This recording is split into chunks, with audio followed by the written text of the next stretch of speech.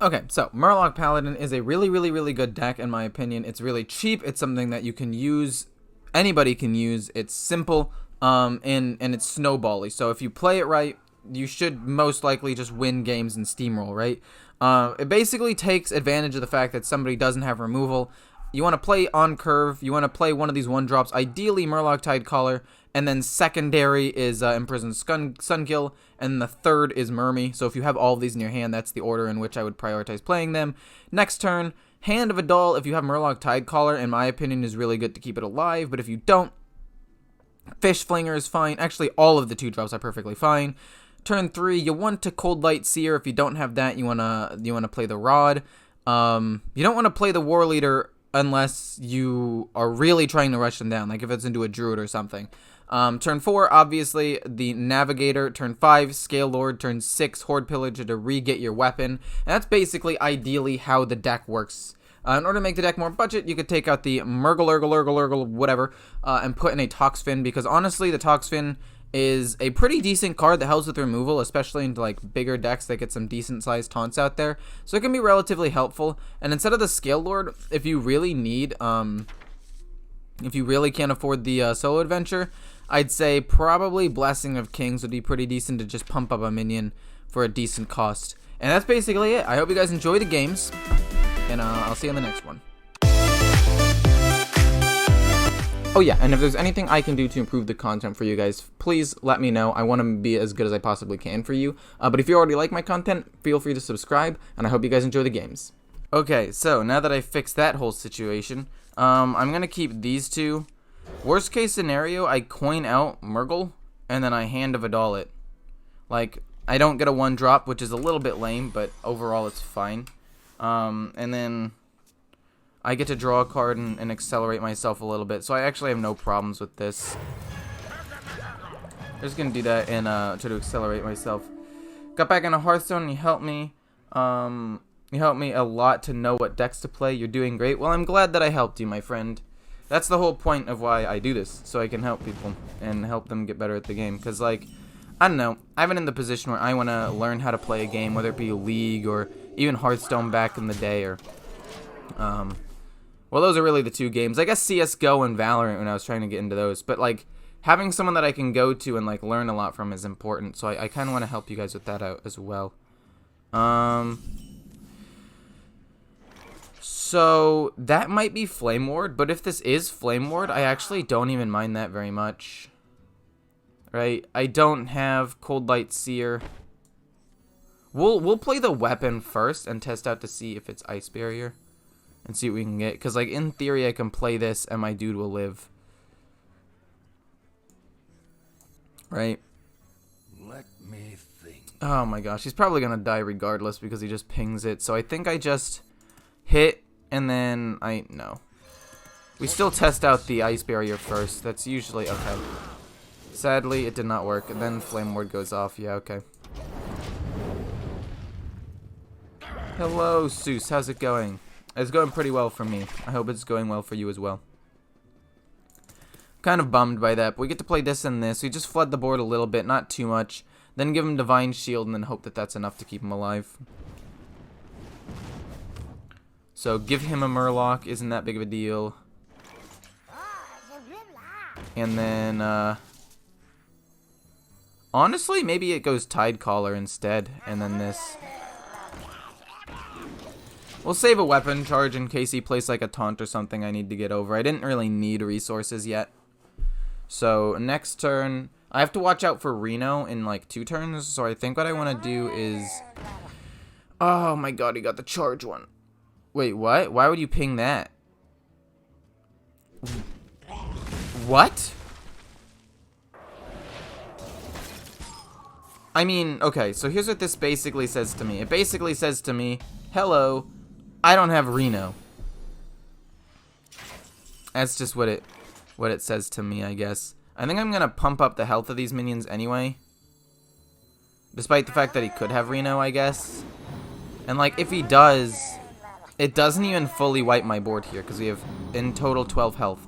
So if this lives and he plays Reno, because 2 minions theoretically live off of it, that'll be huge. And then we just pump them all up with the Felfin. And then we have to worry about... Oh, I guess we have to worry about Blizzard. Yeah. Okay. I think we give them all Divine Shield now. I think Divine Shield is... No, I messed up.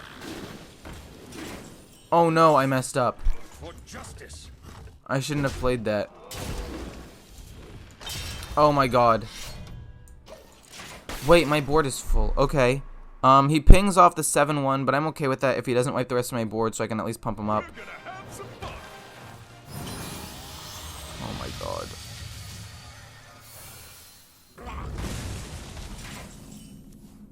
That was super bad. For justice. Oh my god. We'll see what we get. I think we just flood honestly at this point and see what lackey we get. Give Divine Shield, I guess. Get a dragon out there. Oh my god. He had Reno in hand. I assumed that he didn't because he committed so hard to like trading in, but... Are you kidding? Wait, actually, that's okay. That summons, but like, I can just consecrate it. So like, hit, consecrate, will wipe both at the same time. And then we just get to go face with everything else. Right, that would be how it works. So then we consecrate. And then we trade him this in. He doesn't get an extra minion, which is nice. Golden rare. And then, oh, thank you so much for the follow, Noki. Or Nook or whatever. I'm sorry if I butchered that. We'll actually rush into this to keep the Divine Shield on this guy. To make him harder to kill. And then we'll discover resources because this is not... I guess this is better in the next couple of turns. Now we'll play that for potential tempo and to pump this guy up a little bit more. Push face, get him down to 8. He has a Ray of Frost. I know that. And then he has 6 other cards in his hand. He's out a decent amount of removal. He's out Blizzard. Wow, he had Blizzard, Reno, Flame Ward, all on curve. I don't know why he ran Kartik Defender, though. If he ran that just for... Or not Kartik, Khadgar. If he ran that just for Kartik Defender, but whew, my god. I thought that was going to go really badly. But it ended up pulling out. So, nice job. Okay, hopefully we rush this guy down. So, for all of you who are in the Twitch chat and watching on YouTube after the fact, question of the day is basically, what do you think Hearthstone should do to try to make the game more free-to-play friendly, right? Like, I know that they are giving away free packs now, which is really, really good. Or not free packs, free decks for, like, returning or new players, which is really, really helpful. But I think that what they could do is make the tutorial, like, finishing it maybe a little bit more rewarding, or... Actually, that was just the first idea that came to my head, but potentially give more rewards for leveling up, so similar to Legends of Runeterra, just to make it easier for them as new players to, like, get into the game. Because, like, Legends of Runeterra does it really, really well, where they have, like, EXP bonus to get a ton of stuff at the beginning of the game, and I think that doing something like that would be really beneficial. So the question is, do I want to pump this or play this? I think I want to play this and just get resources. And then next turn we can play Mermy, coin, or we don't even have to coin this. And then the next turn we play this and pump up 1 or 2 minions on the board. But I don't know. I think it's a pretty interesting thing to talk about because I think that with deck or games like Legends of Runeterra and even Magic coming into the light, it makes it a little bit more difficult. Does he have Crystal or Mermy? Okay. I'm fine with that. We go with hand. I say we kind of just flood here, so that way we can play a good Felfin later.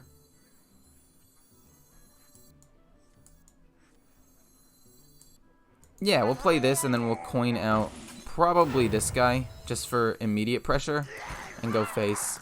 The whole point is to rush him down. If he overgrowths this turn, it does help him a lot, but it also makes it easier for me to do things. I think Hearthstone is doing fine at the moment. I think that it's doing fine too. Like this is just asking, like, do you think they should, and if so, what? And I think that they could do a little bit more. But I also think that they've definitely been becoming more free-to-play friendly, which is nice. Like, just the free deck alone. Like, if you take the Highlander Mage one, You get so much value out of it. Is he going to Bog Beam it and then trade in? That's fair. That's okay. That's not that big of a deal. I think I played this one out a little bit slower now because of that play. We'll do this. We'll hit first, see if we can get a 1-drop. If we don't, we'll play the Sungill. Sadly. Ooh, if we draw a dragon, that could actually be pretty nice. But anyway, turn 5. It's a pretty interesting turn for him. Because, like, he's put in a situation where he wants to... He wanted to Overgrowth last turn. You already know. Glowfly Swarm? That's okay. We actually can kill off a lot of these minions, surprisingly enough. Like, moderately efficiently, too. Wow, very efficiently. My goodness. Okay, I think I trade one in. It summons a Murloc. Then we pump the health of these Murlocs. And you might be wondering, don't you want to save it for when this is done? Well, I can just Navigator it and it'll be at least moderately okay. And then I go face with this for sure. That's 6 damage. I can kill off one of these, I guess. This also goes face because I can't trade in anything. Do I want to just go full face or kill off him? We'll kill one off, I guess. So that way he can't, like, pump more up and snowball. Maybe that was a bad choice. I don't know. Point is, I was able to push for 6 damage. He's not going to be able to play What's-Her-Face, the Mount Seller yet. I think killing one was the correct choice, yeah. But we'll see. We will see. He already used a Bog Beam too, so if he does play the Mount Seller, that's one less free card that he can pop off with. So I feel like I'm in a good spot. He has to double trade into the 6/4 theoretically. Probably doesn't have that much removal. But we'll see. I'm not going to make any more speculations. I'll just see what he does. Okay. Does he overflow? Okay. That's not bad. I'm actually probably going to Felfin Navigator now, because I already know that he's going to double trade into the 6/4 because he's out of mana. He has to. If he doesn't, he's insane. Yeah. Does he hit the 2/3, though? Or does he just go face? I could see it going either way. But I think I'm going to Felfin Navigator next turn. Not even going to Hero Power. There's nothing to Hero Power. My board will be full. 1, 2, 3, 4, 5, 6, 7, 8, 9, 10. I can only do 10 with the War Leader, so we will just Navigator. We'll trade a 2 damage in. We'll go face with these bad boys. And then he gets to play the Mount Seller. But let's see here. He's already used an Innervate and a Bog Beam. So best case scenario, he has Iron Bark. He has 2 Iron Barks, an Innervate, a Moonfire, and a Bog Beam. Assuming he drew all of them, that's only 5 spells that he can cast. Because he also lost a Crystal Power. So it's unlikely that he has these. Okay, that's a useless card. We can still push face damage. War Leader and Horde Pillager can get me a decent amount of stuff. So maybe, just maybe, as long as he doesn't get too many taunts. Like, that's fine. I was expecting that taunt. Golden legendary. Thank you, Rigland, for the sub, man. That means a lot, my dude. Thank you, thank you, thank you. I know that you only get 1. Oh, you didn't even Twitch Prime sub. You just straight subbed. My God, thank you. Golden rare. Thank you, Dartraxon, as well. You're popping off for me. Thank you so much. Really wish I had the Poisonous guy. So that's 4. Okay, I need to do math here. I have a minute to do this. So if I play this, they'll all have 2 more attacks. So 11 is 6. Let me think. Dude, this is so gross. 6 plus 5, that kills that. And then 6. So 6, 5, and then this is killed by one other thing. But I have to trade 1 minion in first. So hit that in. Murloc, War Leader. Trade him in. Get the weapon. And then we can push mostly damage. Like 1. Oh wait, that's +2. Actually, no wait, we just win. We just win the game. Boom, boom.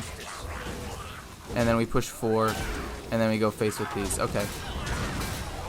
For some reason, I thought that was only +1 damage, but it was not. Okay, that was much easier math than I thought it was going to be. Whew, okay, well, this deck is pretty good, I will say. It's one of your favorite decks right now? Well, I think it's a pretty solid deck as well. But anyway, oh, wait, this is sick. Oh, this is such a good early game hand. Like the Murloc War Leader, I would rather have that be a Cold Light Seer, but I still get the snowball pretty well. I like this hand. I like this hand a lot.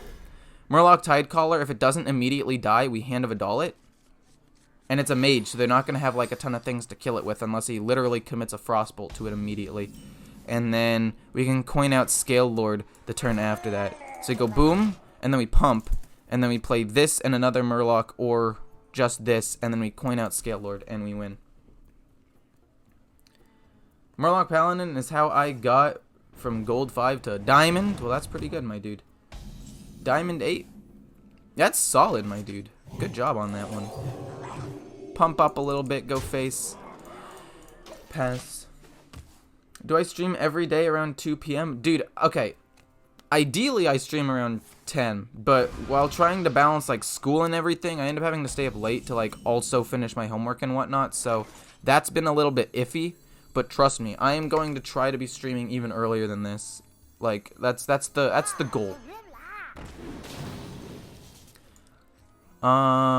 This minion's pretty good to have to restabilize the board, so we're gonna do this. Ideally, he doesn't kill it.